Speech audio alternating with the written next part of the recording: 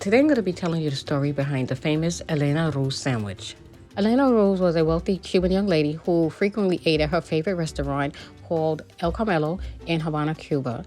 She always asked the staff to make her a special turkey sandwich on lightly toasted medianoche bread with strawberry jam, roasted turkey, and cream cheese.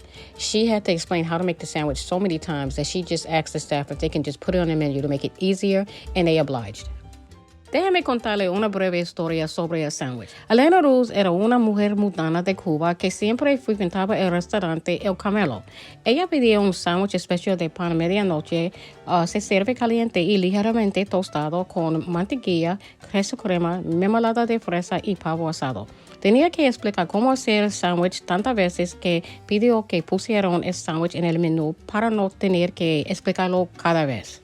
Bueno, mis cariños, esa es la historia de Elena Ruz. Si quiere ver cómo hacer este rico sándwich, haz clic el enlace abajo. And that, my friends, is the story of the Elena Ruz sandwich. And if you want to know how to make this delicious sandwich, click the link below.